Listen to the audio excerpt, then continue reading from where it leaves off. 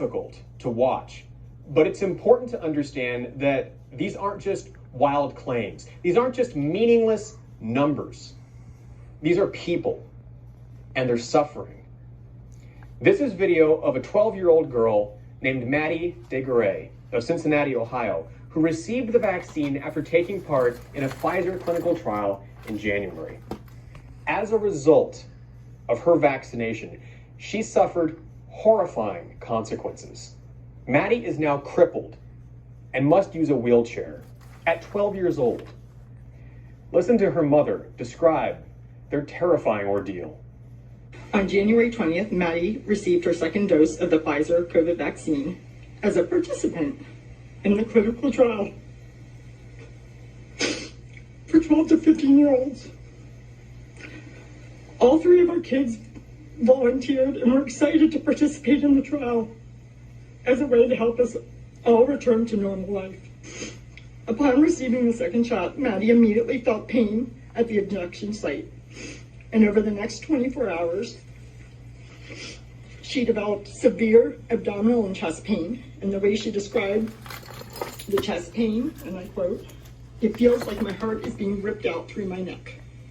She had painful electrical shocks down her neck and spine that forced her to walk hunched over. She had extreme pain in her fingers and toes, and they actually made them turn white, and they were cold whenever you touched them. She had edema. So my husband immediately took her to the ER as instructed by the vaccine trial nurse administrator, which is what we were instructed to do. And the discharge papers from the Children's Hospital ER that she went to, the diagnosis stated adverse effect of vaccine initial encounter. Over the next 2.5 months, her abdominal, muscle, and nerve pain became unbearable.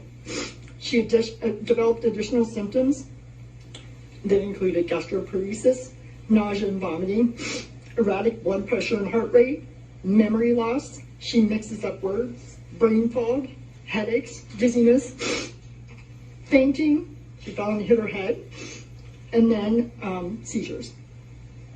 She developed verbal and motor tics.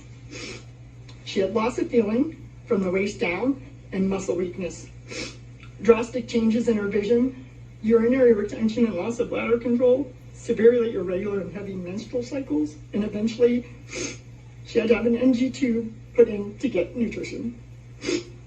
All of these symptoms are still here today. Some days are worse than others. Over the past 5 months, Maddie has been to the ER 9 times and has been hospitalized 3 times for a total of 2 months in the hospital. What I want to ask, Maddie volunteered for the Pfizer trial. Why? Why aren't they researching her to figure out why this happened? So other people don't have to go through this. Instead, they're just saying it's mental. If anybody's mental, it's me. And we want her to get the care that she desperately needs so that she can go back to normal. Why is she not back to normal? She was totally fine before this. She did the right thing trying to help everybody else, and they're not helping her. To be perfectly clear, One America News is not promoting an anti-vaxxer position on this or any other vaccine. Vaccines work, and they've saved millions of lives the world over. However, vaccines typically take years to develop, test, and ensure their safe use on humans. No vaccine has ever been rushed through this fast or this recklessly.